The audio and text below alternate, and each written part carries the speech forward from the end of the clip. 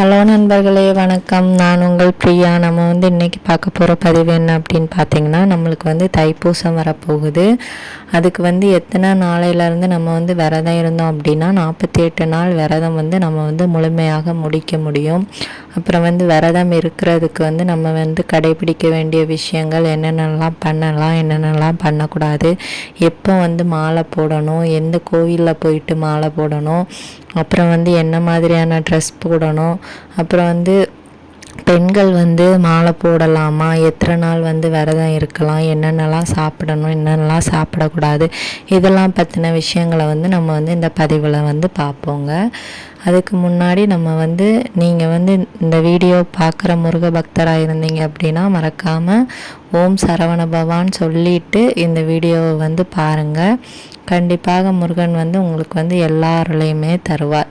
இப்போ ஆண்களாக இருந்தாலும் சரி, மாதவிடாய் வராத பெண்களாக இருந்தாலும் சரி, வயதான பெண்கள் அவங்க மாலை போடுறாங்க, இல்லை குழந்தைகள் மாலை போடுறாங்கன்னா உங்களுக்கு 48 நாட்கள் விரதம் இருக்கிறதுக்கு உங்களுக்கு எந்த விதமான தடையுமே வராதுங்க. அப்போ நீங்கள் எந்த நாட்களில் தொடங்கலாம் அப்படின்னு பார்த்தீங்கன்னா, கரெக்டாக மார்கழி மாதம் 11ஆம் தேதி, இங்கிலீஷ்க்கு பார்த்திங்கன்னா 26/12/2024 வியாழக்கிழமை வருது. ஸோ அன்னைக்கு நீங்கள் தொடங்குனீங்க அப்படின்னா கரெக்டாக உங்களுக்கு 48 நாள் வந்துடும். தை 29ஆம் தேதி தைப்பூசம் வருது.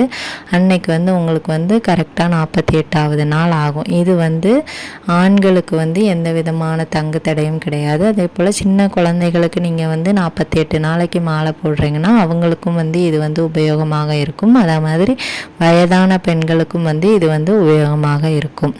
ஆனால் ஒரு சில பெண்கள் மாலை போடணும்னு விரும்புவாங்க. அவங்களுக்கெல்லாம் என்ன பிரச்சனை அப்படின்னு பார்த்தீங்கன்னா, மாதவிடாய் வர்றது தான் ஒரே பிரச்சனையாக இருக்கும்.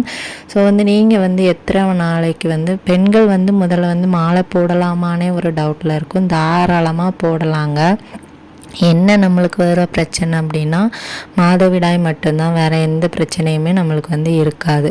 ஸோ நீங்கள் எத்தனை நாளைக்கு மாலை போடலாம் அப்படின்னு கேட்டிங்கன்னா, நீங்கள் 21 நாள் கணக்கு வச்சு மாலை போடுங்க. அதுதான் உங்களுக்கு கரெக்டாக இருக்கும். ஏன்னா 21 நாள் தாண்டிச்சு அப்படின்னா 27ஆவது நாள் வரைக்கும் மாலை போடலாம். ஆனால் நம்மளுக்கு பீரியட்ஸ் வந்துடும். அப்போ எக்ஸ்ட்ரா 5 நாள் ஆகும். அதெல்லாம் கணக்கு ரொம்பவும் தப்பாயிரும். ஸோ அதனால் நீங்கள் முடிஞ்ச அளவுக்கு 21 நாள் உங்களுக்கு தாராளமாக மாலை போடுவதற்கு உகந்த நாட்கள். மொத்தம் எத்தனை நாட்கள் நம்ம மாலை போடலாம் அப்படின்னு கேட்டிங்கன்னா 6 நாளும் மாலை போடலாம். 6, 9, 15, 21, 27, 32, அப்புறம் 45, 48 இந்த மாதிரி நாட்களில் கணக்கு வைத்து நீங்கள் மாலைகள் போடலாங்க. ஆண்களாக இருந்தாலும் சரி, பெண்களாக இருந்தாலும் சரி. 48 நாள் தான் கண்டிப்பாக விரதம் இருக்கணுமான்னு கிடையாது. உங்களுக்கு 48 நாட்கள் விரதம் இருந்து முருகனை நீங்கள் மாலை போட்டு கும்பிட போகிறீங்க. அவரை போய் அப்படி தான் நான் போய் பார்ப்பேன், அப்படி தான் தரிசனம் பண்ணுவேன்னு இருந்தீங்க அப்படின்னா உங்களோட உடம்பு நிலைகளையும் உங்களோட குடும்ப சூழ்நிலைகளையும் பொறுத்து உங்களுக்கு பண்ண முடியுது அப்படின்னா நீங்கள் தாராளமாக பண்ணலாம். எந்த தடையுமே கிடையாது. ஆனால் பெண்களுக்கு கண்டிப்பாக நிச்சயமாக அதெல்லாம் பண்ண முடியாது. நம்மளோட லைஃப் அந்த மாதிரி, பெண்களோட வாழ்க்கை சூழ்நிலைகள் அந்த மாதிரி. ஸோ அதனால் சொல்கிறேன். ஸோ நீங்கள் 21 நாட்கள் மாலை போடுங்க. முடிஞ்ச அளவுக்கு இல்லாட்டி 6 நாளோ 12 நாளோ மாலை போடுங்க. அப்புறம் என்ன மாதிரியான உடைகள் அணியலாம் அப்படின்னு கேட்டிங்கன்னா, கண்டிப்பாக முருகருக்கு மாலை போட்டவங்க பச்சை நிற ஆடைகள் அணியணுங்க. ஆண்களாக இருந்தீங்க அப்படின்னா நீங்கள் பச்சை நிற வேஷ்டியும் துண்டும் போடணும். சட்டையும் பச்சை நிறத்தில் போட்டுக்கலாம், ஒன்றும் பிரச்சனை இல்லை. இப்போ எல்லாரும் பார்த்தீங்கன்னா ஃபுல்லாகவே பச்சை கலரில் தான் போடுறாங்க. ஸோ உங்களுக்கு அப்படி கிடச்சிதுன்னா அப்படி போடுங்க. ஆனால் வேறு எந்த விதமான துணிகளையும் நீங்கள் போடக்கூடாது. இப்போ ஜீன்ஸ் போடுறேன், நான் யங் ஸ்டேஜில் இருக்கேன், ஜீன் போடுறேன் அப்படிலாம் சொல்லிட்டு போடக்கூடாது. அதே மாதிரி பெண்களும் அப்படி தான் பச்சை நிறத்தில் புடவை அணியணும்.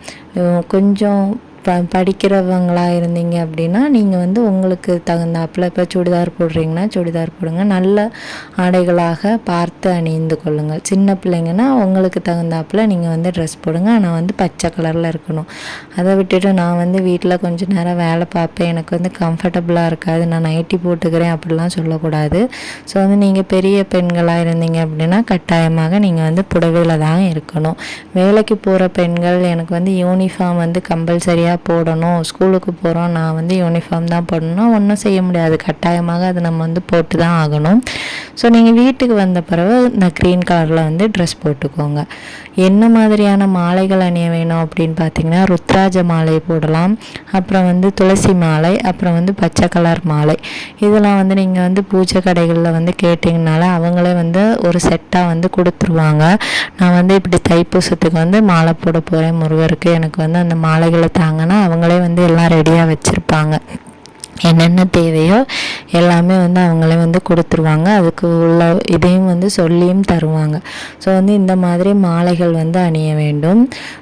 ட்ரெஸ்ஸும் நம்ம பார்த்துட்டோம், அப்புறம் வந்து எத்தனை நாள் விரதம் இருக்கிறதையும் பார்த்தாச்சு.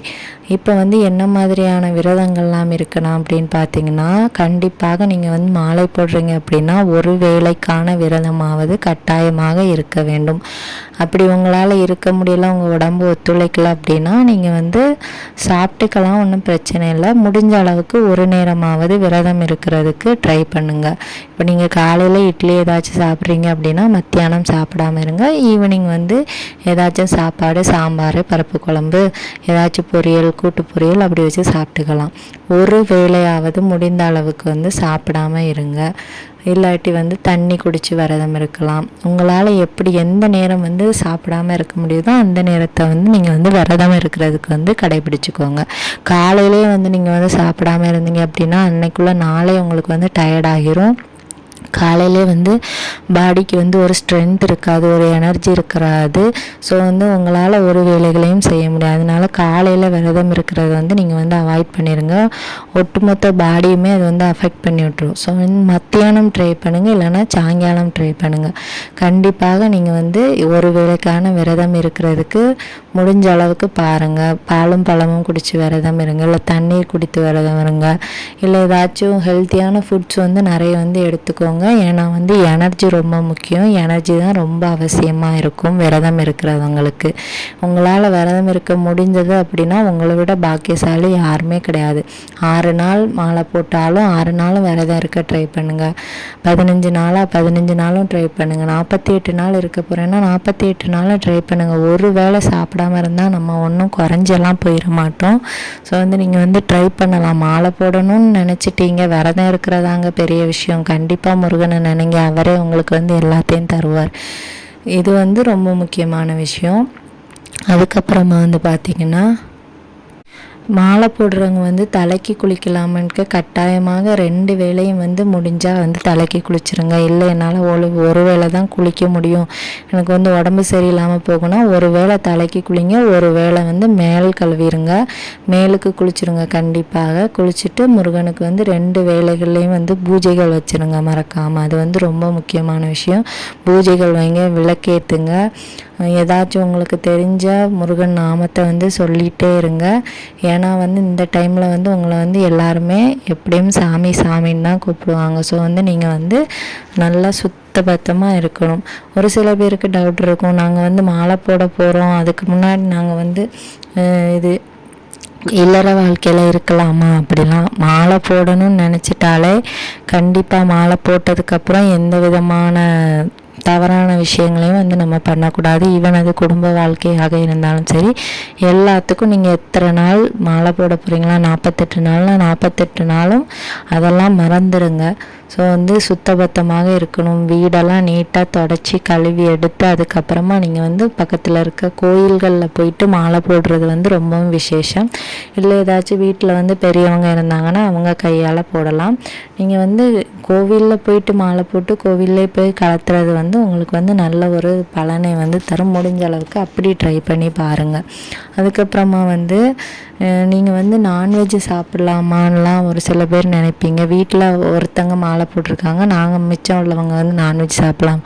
கண்டிப்பாக அந்த தவறெல்லாம் செய்யாதீங்க. ஒருத்தங்க மாலை போட்டிருந்தாலும் வீட்டில் வந்து எந்த விதமான அசைவமுமே வந்து எடுக்கக்கூடாது. ஈவன் முட்டை கூட நம்ம வந்து எடுக்கக்கூடாது.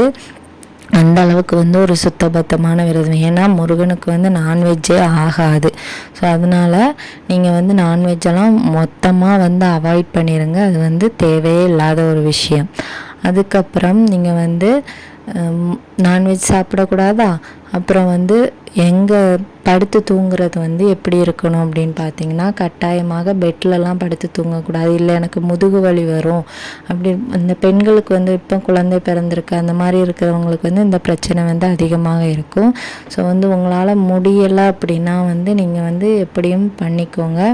ஆனால் வந்து கட்டாயமாக தரையில் தான் படுத்து தூங்கணும். ஒரு துண்டு வச்சுருப்பீங்களா பச்சை கலர், அந்த துண்டை வந்து தரையில் விரித்து அதுக்கு மேலே தான் நீங்கள் வந்து தூங்கணும். எந்த விதமான சொகுசு வாழ்க்கைகளையும் வந்து நம்ம வந்து எதிர்பார்க்கக்கூடாது. பழைய காலத்திலலாம் அப்படி தாங்க இருந்தாங்க. இப்போ தான் கொஞ்சம் எல்லாம் மாறிட்டே வருது. ஸோ வந்து நம்மளும் வந்து அதையே ட்ரை பண்ணுவோமே. முருகனோட முழு அருளையும் நம்ம வந்து பெறுவோம்.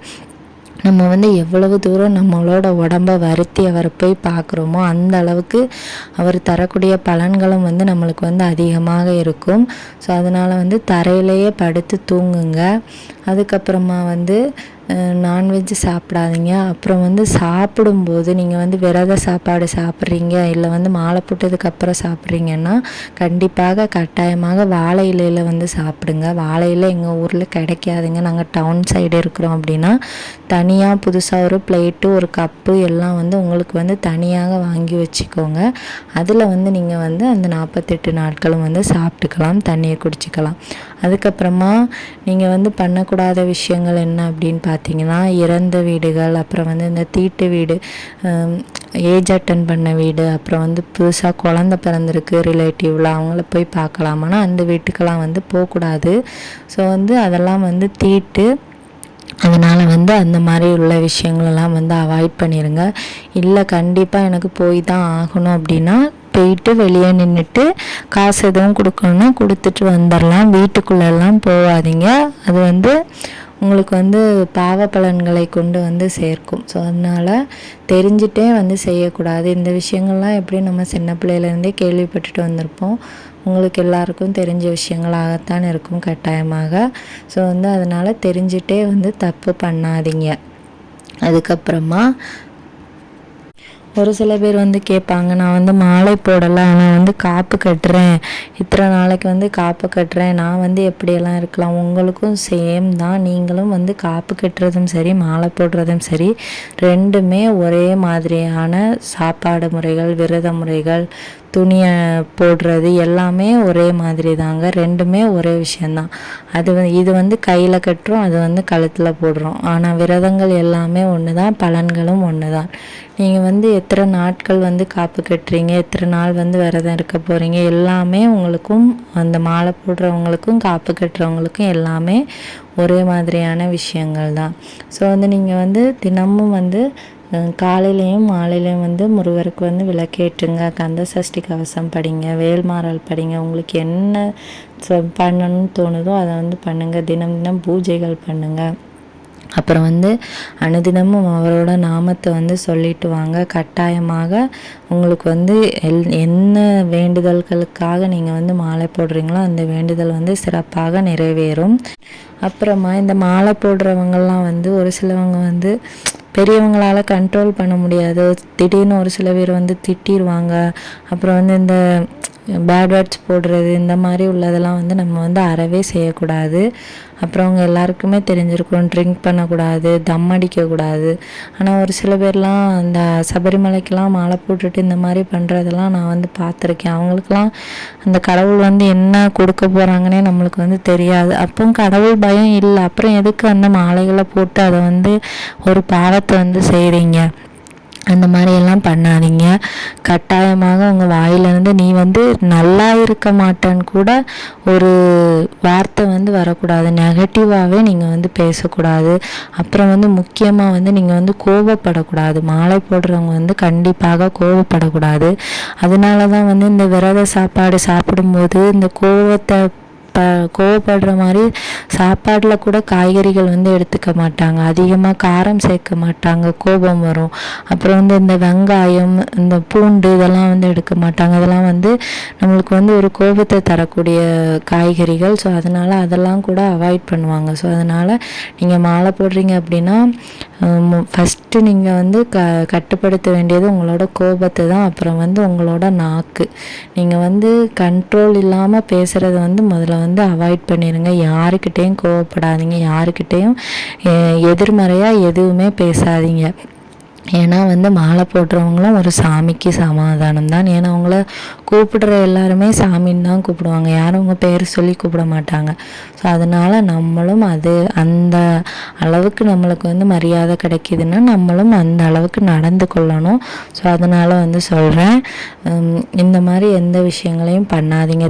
அதுக்கப்புறம் வந்து அதிகமாக இந்த டிவி பார்க்குறது, மொபைல் நோண்டுறது, இந்த மாதிரி விஷயங்களை விட்டுட்டு சாமிக்கு என்ன பண்ணலாம், அவங்களுக்காக என்ன பண்ணலாம்.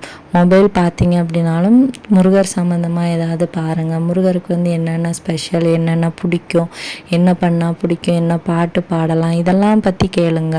முருகரோட வரலாறு கேளுங்க. அவரோட புகழ்களை வந்து கேட்டு தெரிஞ்சுக்கோங்க. இதெல்லாம் வந்து இதற்குரிய காலங்கள் தான் இந்த காலகட்டம். நீங்கள் வந்து மாலை போட்டிங்க அப்படின்னா முழுசாக வந்து அதில் வந்து இறங்கிருங்க. கண்டிப்பாக விரதம் விரதம்லாம் இருக்க போகிறீங்க அப்படின்னா இப்போமே இருந்து உங்களோட உடம்புகளை வந்து தயார்படுத்திக்கோங்க. அப்போ தான் வந்து உங்களுக்கு வந்து அப்போ 48 நாளும் கரெக்டாக விரதம் இருந்து முடிக்கிறதுக்கு வந்து கரெக்டாக இருக்கும். ஸோ வந்து இந்த மாதிரி நிறைய விதமான கட்டுப்பாடுகளும் விதிமுறைகளும் இருக்குது இந்த மாலை போடுற விஷயங்களில். ஸோ எல்லாருமே மாலை போடலாம், எவ்வளோ நாள் வேணாலும் விரதம் இருக்கலாம். ஆனால் வந்து அதுக்கு தகுந்த அந்த விதிமுறைகள் படி நம்ம வந்து எல்லாமே நடக்கணும். எந்த விதமான தவறுகளையும் நம்ம செஞ்சு நமக்கு நாமே பாவத்தை வந்து சேர்த்துக்க கூடாது. நம்மளோட கர்ம வினைகளை தீர்க்கிறதுக்கு தான் இந்த மாலை போடுற விஷயங்கள்லாம். ஸோ நம்ம அதில் தெரிஞ்சே தப்பு பண்ணி இன்னும் அதிகமான பாவ பலன்களை வந்து நம்ம வந்து சேர்க்கக்கூடாது. ஸோ வந்து இந்த வீடியோவோட பதிவு உங்கள் எல்லாருக்குமே உபயோகமாக இருக்கும்னு நினைக்கிறேன். நம்ம சொந்த கடவுளாகிய அந்த கடவுள் நம்ம அனைவரையுமே காப்பாற்றுவார். இந்த வீடியோவின் பதிவு உங்களுக்கு உபயோகமாக இருந்துச்சு அப்படின்னா லைக் பண்ணுங்கள், ஷேர் பண்ணுங்கள், மறக்காமல் நம்ம சேனலை சப்ஸ்கிரைப் பண்ணி வச்சுக்கோங்க. இது போல் பயனுள்ள தகவல்களை நீங்கள் வந்து பார்த்து தெரிந்து கொள்ள முடியும்.